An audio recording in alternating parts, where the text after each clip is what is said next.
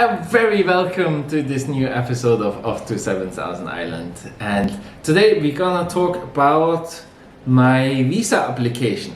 So we've recently been in Manila. It's quite a few weeks now, but recently in Manila, and we made my immigration by marriage visa, 13A is called. And we have down below a link and where you can find all the details how the process was basically in September, with all the details on what documents, and there we have added examples of what we handed in, and you can check that out. So but this video is about like our experience, what we saw and what went wrong and stuff, because this one here is a vlog. We're just gonna talk about it, and if you like it, you can of course stay with us through this video. And if you want the details on how to do what, then check out the link below. We have put that on our website, and it's a bit easier and you can read it. That's not so easy to do in a video format. But our experience and how it went along is here. My name is Eric. And I'm Alyssa. And let's get into the video.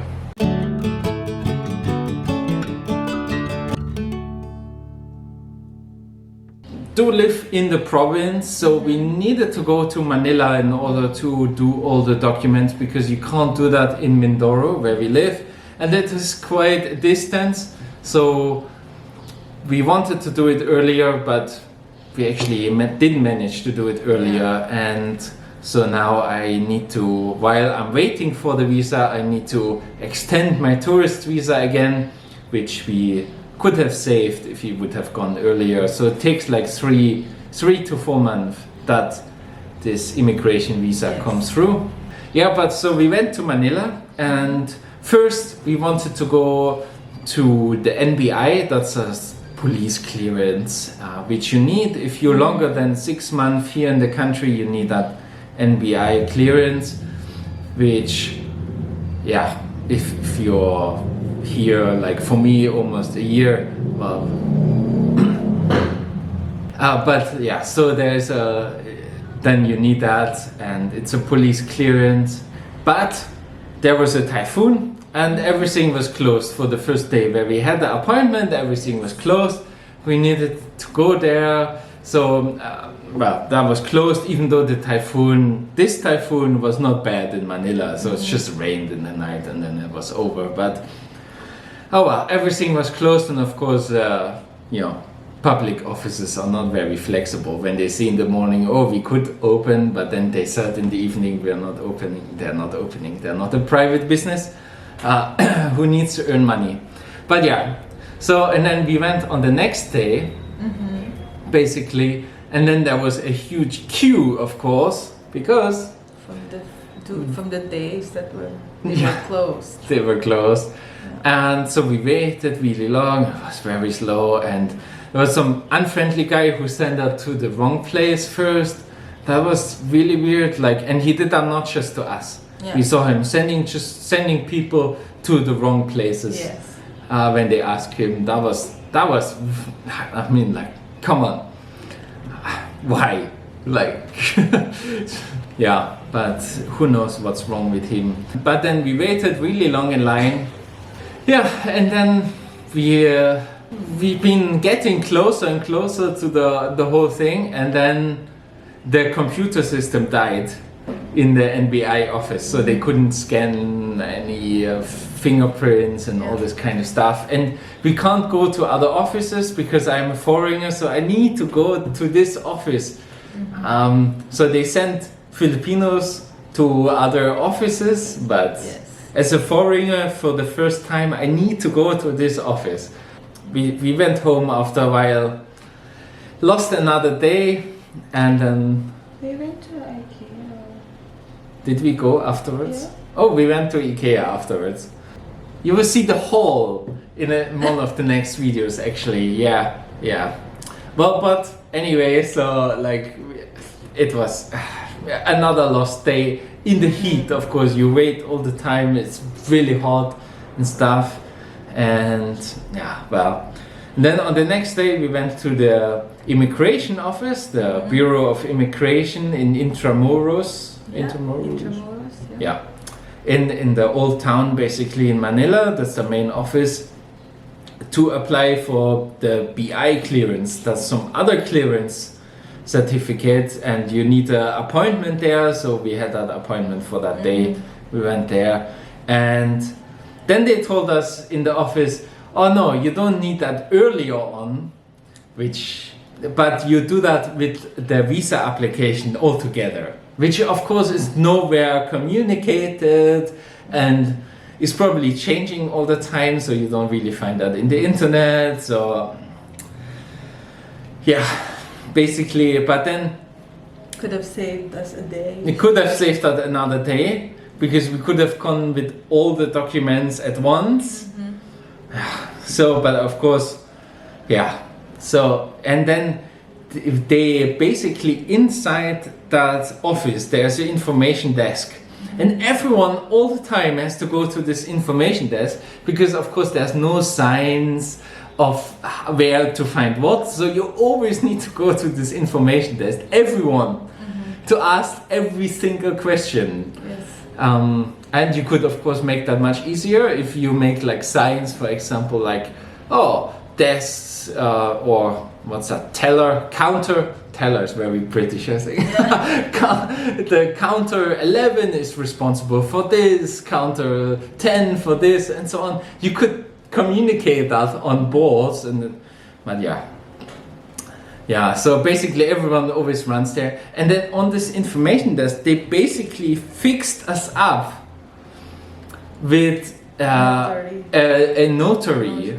Which is really ironic, because there's everywhere signs, don't trust fixers, like don't go with fixers and stuff. And then they fixed us up with notaries, and so they basically, someone took us to another building, which is in the backyard of something, and it was sort of a bit weird. Then it was for us, like, I mean, you understood, and you sort of, okay, now we do that because they can make everything ready. It's not cheap compared to other notaries. If you do it here in the province, it would be like a quarter of the price. Yes. If you know that you're gonna need those letters, then it's easier if you do it in the province. If you're already, it's gonna be cheaper basically. And that's why you find that all in the links down below. And because they charge us so much, we also upload their documents.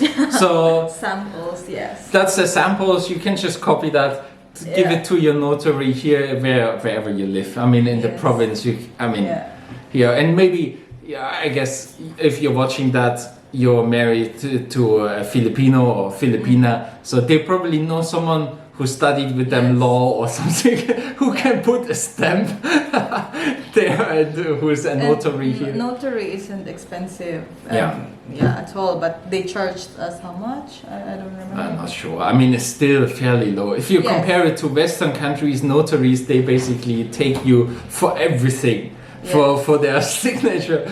I mean, it's like, but what was annoying really was like that they wouldn't tell you the prices and things. Exactly. And it was like, because you're like, you got good self-esteem, and you communicated with them and talked to them, like, you need to tell me stuff, like, not just do stuff and then charge me because you already done it.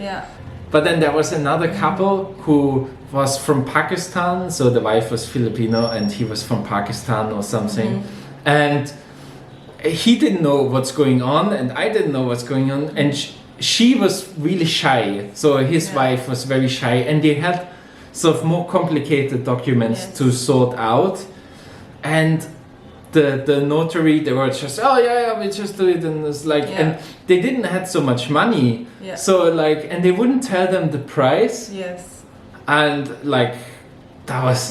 so I told also them, like, you need to tell them the price because they don't have enough money with them, so it's not fair if you charge them so and so, and then they have to, like, know stuff for taxi or something. So, and they basically did the same to me. So I just said, no, you need to tell me, give me back my passport and everything. Yeah. So You walk away Yeah. if you're not transparent. yeah. So just be mindful of those kind of things. Like, so that's why we encourage people to do it before going there. For us, it was convenient because, well, in Manila, we are gonna have to look for a place for notary, and it might be costing us the same. If So you need to travel yeah, around. to travel around. So we're already there. So, but if you have the option to do that before you go there, then that's really great. And always ask before giving them your paper, like, how much is this gonna cost? If you think that, you know, that's not good, because they can charge you big if they've already done your documents. So just say no, like I'm gonna go. Yeah. And Filipinos, I think, like, because they're so friendly, like, and then you have, but you get scammers like everywhere. And the thing is, like, Filipinos too friendly often.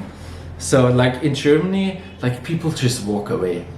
The frustrating thing is that, like, me and that other husband, basically, we don't know what's going on. You know, people talk Tagalog, I don't know Tagalog, this guy didn't speak Tagalog, you know, and like, you can't, basically, your wife needs to do it. Yeah. They need to deal with this kind of people, and like, and it's very frustrating because you can't really help because you don't know what's going on.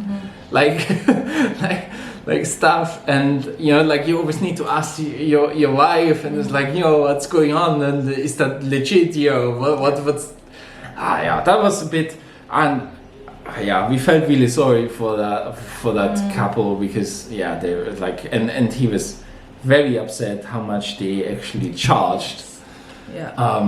Because they needed more documents. For us, it was like 1,000 pesos, which is still expensive. But yeah, I think they paid 2,000 something. They paid at least twice as much. They had more papers because of some. Their case is much more complicated. Yeah, I mean, in Germany, if something like this, I would, yeah, be straight out of the door. Like, they deal with that. So I think Filipinos sometimes just too friendly. Like, if you encounter scammers, basically, just walk away. In my opinion. Yeah. So we suggest, like, if you have the same case as us, like, look at the documents below and have that ready. And if it's changed, then you have still less documents to get notarized. And yeah, always ask for the prices the first time you go with those people, because they're gonna guide you through their office. So don't just get your paper with you, just take it with you, because the information will hand it over to them. So just say, I want my papers, I'll hold it. So just like this, and go with them and see if you're into that, if you think that's okay. But ask first. So they're gonna tell you which documents you need. So you have 3 letters, for example. This will cost so and so. But before they do all that, just ask how much this is gonna cost, because so you can avoid, you know, getting charged more than what it should be. So just ask. Yeah, and if it's too much for you, just walk away. I would say, like, more than 1,000 for 3 papers is too expensive. Yeah. So, you know, but if you also know your circumstance, if you know that you will not find anywhere near you a notary place, then yeah, it could be worth it, and that's yes. what was your risk assessment, basically, Yes. of the whole situation. But yeah, it's so, like, you know, in front of that office there's like fixers, and that's very obvious. But when the information desk inside the office, where, like, you think it's something more official, yes, and that's, like, it's just trickery, and it's corruption, and of course, like, and the sad thing is, I mean, like, the only experience in a third world country I have in the immigration office is in Malawi, and Malawi was so much more professional. So much more professional. And Malawi, compared to the Philippines, is poor. Is so poor. You could this is unfair to compare. Like Malawi is really poor, and you would expect so much corruption in that country, but they were really professional with me, and like sorted everything out. I mean, I made a stupid mistake in Malawi. I booked the wrong flight. Really, needed to extend my visa, but and then you go here and you expect more from the Philippines, Yeah, this is so sad because as a Filipino, you don't really know. You don't really know what's happening for foreigners. But then you experience it yourselves. Like, seriously, this is what we do. So that's kind of sad to see. Yeah, and of course, it's like when I think of it, if I'm alone. Like I have a visa, not a tourist extension visa, but like something, and I'm not with someone from the Philippines. It's foreigners, so it's basically always reflects on your whole country, because that foreigners, they're gonna go back or they make a YouTube video or who knows what, some podcast, and they talk about it and say like, hey, it's like this is not great. And there is other great countries. There's other more corrupt countries, but there's also better countries. This is like it always reflects. It's the same like in front of that office. People want to sell you stolen iPhones. Yeah. So and it's like, how does this first of all who buys from a homeless person an iPhone? Like in what world would anyone buy a phone which is clearly stolen? Yes. This. Yeah, and I always have to check my phone because maybe that's my phone now they're selling me.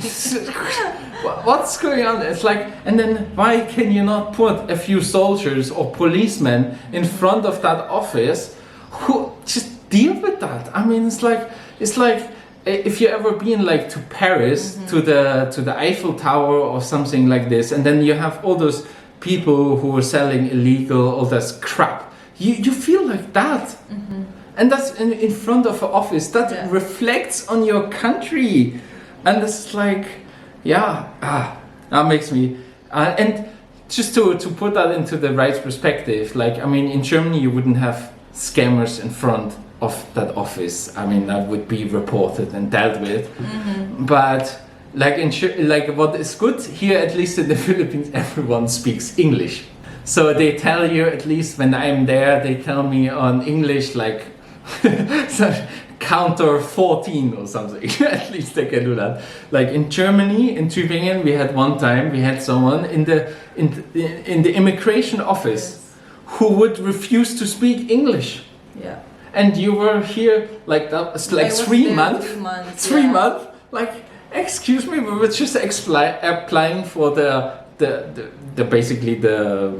my first year. Yes. Immigration visa by marriage for you, and it's like you're in the immigration office. No matter what what you think about foreigners, if you work there. And Germany accepts foreigners, you need to speak English. I mean, that's so. There's not everything gold. What is shiny? Is that a phrase? No, that's a German. What? Not everything is gold. What is shiny? That's what you say in German. Everything that glitters. But so in other countries, we don't want to say in Germany is great and the offices are great, and it's very often they're rubbish too. Their systems are good but very unfriendly. Often. When I did my German language course with a lot of Arab people, and we complained about that same person in the amt, and it's like, is it this guy? Is this woman? It's like, yeah, that's the same one. And it's like, what I found, what they do is they press 2 numbers. So they take two numbers, and if they know that they're gonna get that, they're gonna take the next one. So they won't. Yeah. So they don't get her. Yeah, because she's so unfriendly. Like everyone said.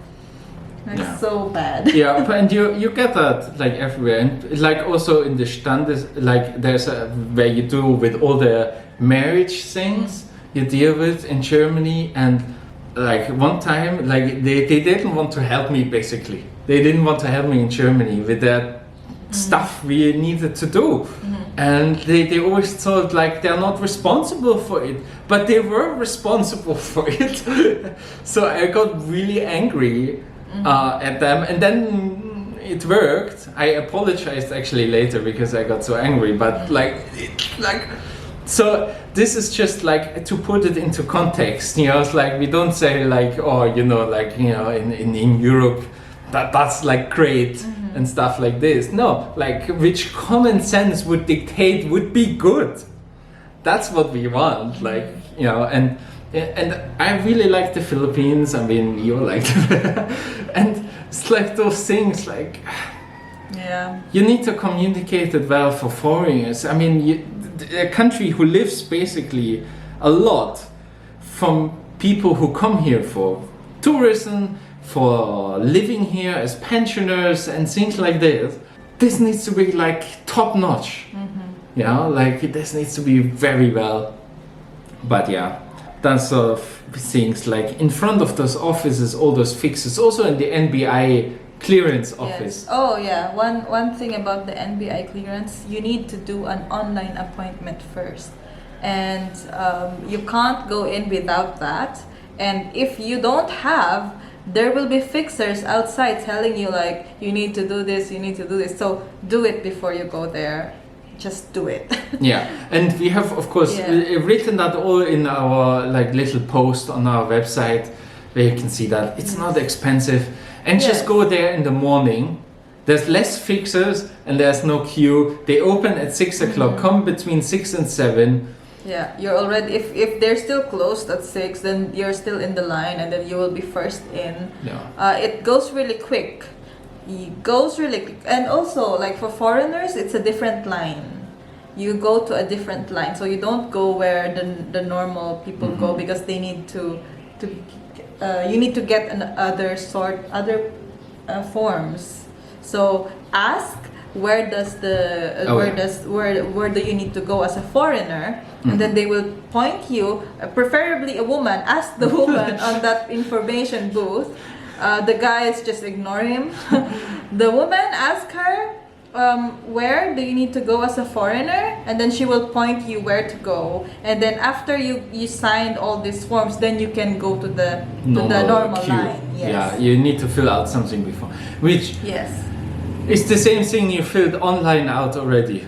Like it's you need to basically do it again for some strange reason. Yeah, I mean, I think so the online thing works for the Filipino ones. Yeah. So it's really easy for the Filipinos, but I get it. For foreigners, you need to few checks, of course. yeah, and it was my first time. The next time I can just renew it, and I can Yes. actually do that here in the province, Yes. like in the normal office. But because it was the first time I needed to go there, and Can you not get it delivered as well?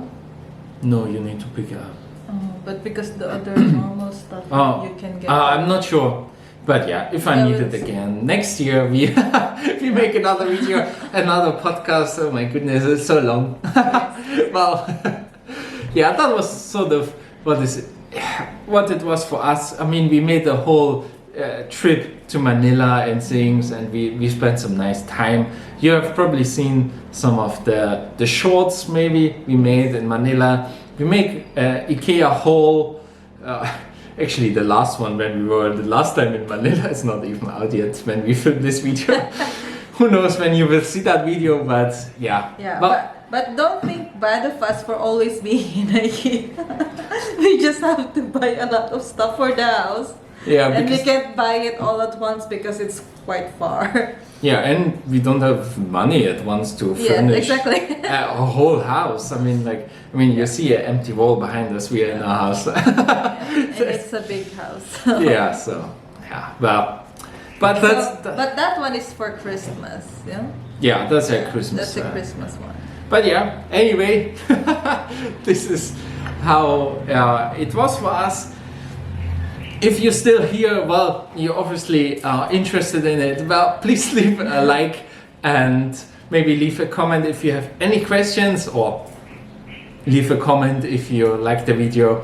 And yeah, subscribe to our channel if you want to see more. We do all sorts of stuff on this channel, so everything about life here in the Philippines, everything was on our mind, and sometimes we have a kind of a podcast episode. I know before Christmas now there will be a few of those where we talk a little bit more, because we not have done it for quite some time. Yeah, just either, stay tuned for more if you want to, and yeah, check out our website where there's everything and all the documents and stuff. Yeah, so see you in the next one. Cheers.